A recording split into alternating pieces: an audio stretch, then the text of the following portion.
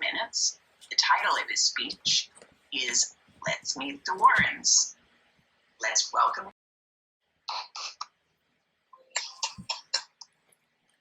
Greetings, fellow Toastmasters.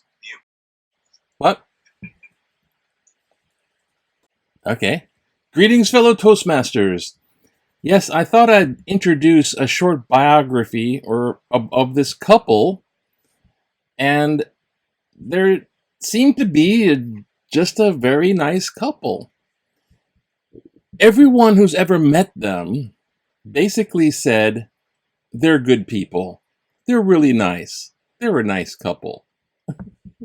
Even the critics, because they established a pioneer spear front to this new budding, I don't know if you would call it an occupation, but it's something.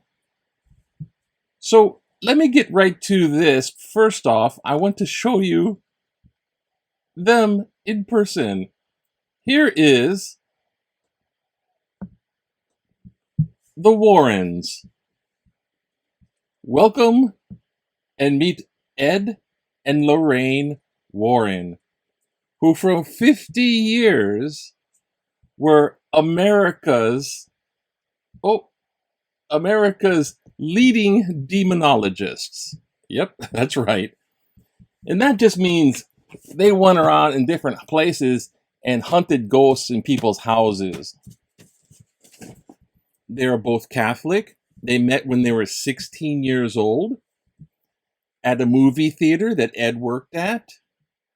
Later, Ed went into the Navy. He was a close call for the ship sank, and he did the little Hail Mary and miraculously was able to escape. So he has that story.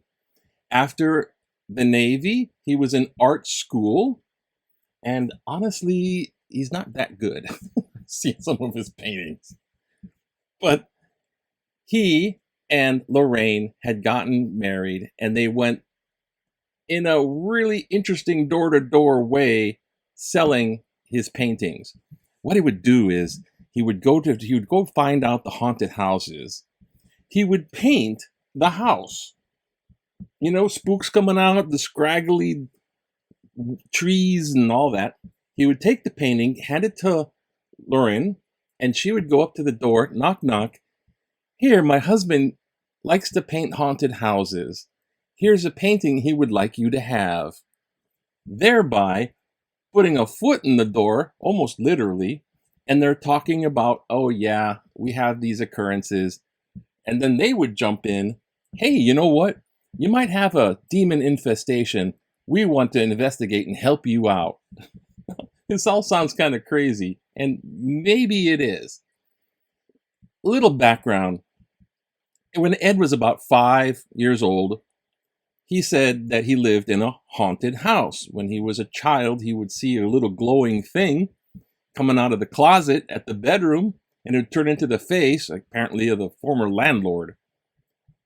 Lorraine was in a Catholic school. She was the real, from birth, Catholic girl. Nice enough, and those Catholic schools with the nuns, and they would chitter-chatter about stuff that's probably not in the teachings of the church and such. And, well, Lorraine would see lights around people, later to be known as auras.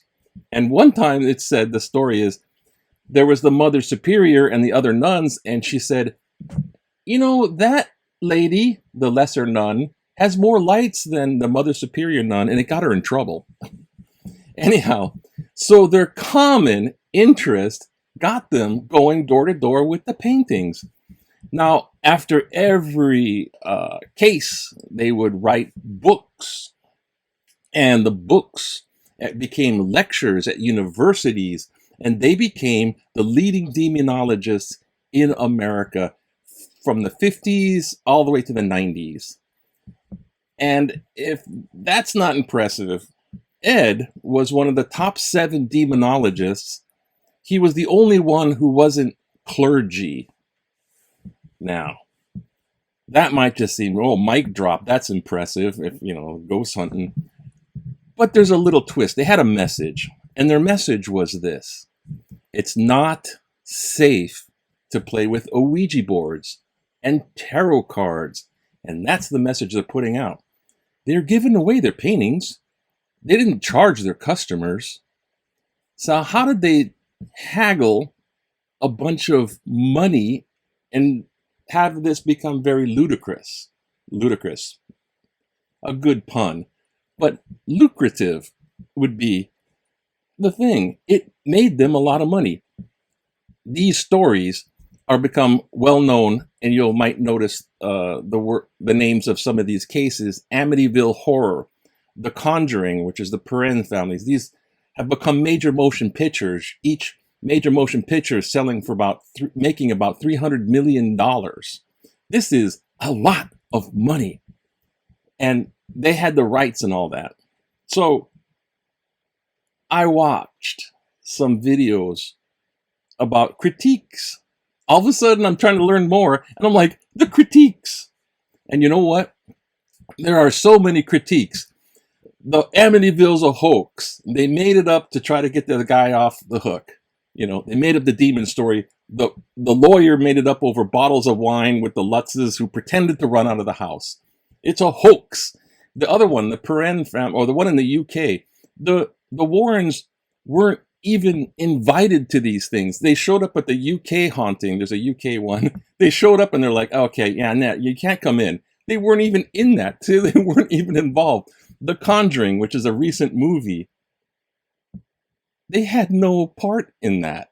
In the movie, they're the stars of the whole show. So, I don't know. Now I'm in a quandary. Is it all a big hoax? Is it all a big fake? Well, I'm tending to think that, that's probably not the real story.